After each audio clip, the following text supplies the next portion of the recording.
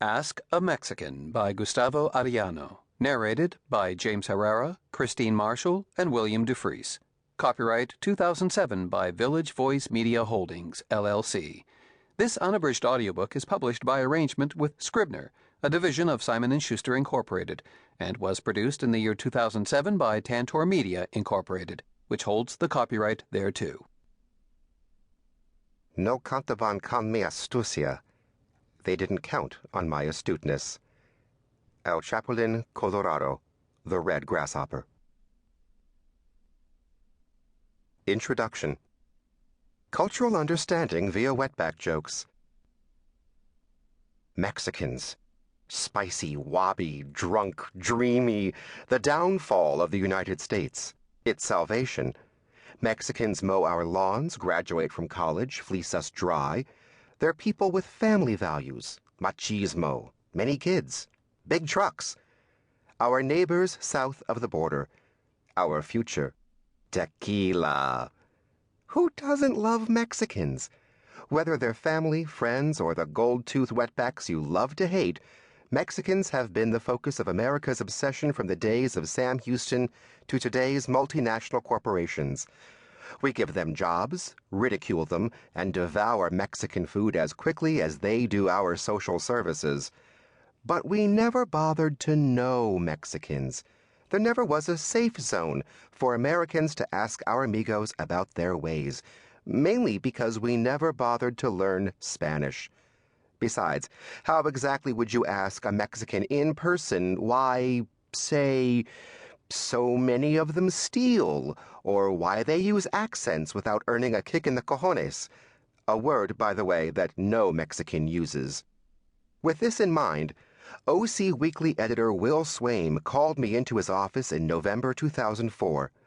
OC Weekly is my home, an alternative newspaper based in Orange County, California. That's the best damn rag outside of Weekly World News. Seems he saw a billboard on the drive to work that featured a picture of a cross-eyed Mexican DJ wearing a Viking helmet. That guy looks as if you could ask him any question about Mexicans and he'll know the answer, he excitedly told me. Why don't you do it? Why don't you ask readers to send in questions about Mexicans and you answer them? My editor is an urbane, tolerant boss, yet he obsesses over Mexicans like all other good gabachos. I had entertained many of his questions about Mexican culture in my 5 years at the Weekly, from why Mexican men live with their parents until marriage, to the Mexican affinity for transvestites. Will turned to me not just because I was the only Latino on staff and trim his trees on the side, but because my background, child of Mexican immigrants, one illegal, recipient of a master's degree in Latin American studies, a truthful beaner, put me in a unique position to be an authority on all things Mexican. I snorted in disbelief at Will's request. While it was fun to answer his questions, I didn't believe anyone else would care. My boss persisted. We were desperate to fill our news section the week he saw that Mexican DJ billboard. Besides, he promised, it was a one-time joke that we would scrap if no one sent in questions. That afternoon, I slapped together the following question and answer. Dear Mexican, why do Mexicans call white people gringos?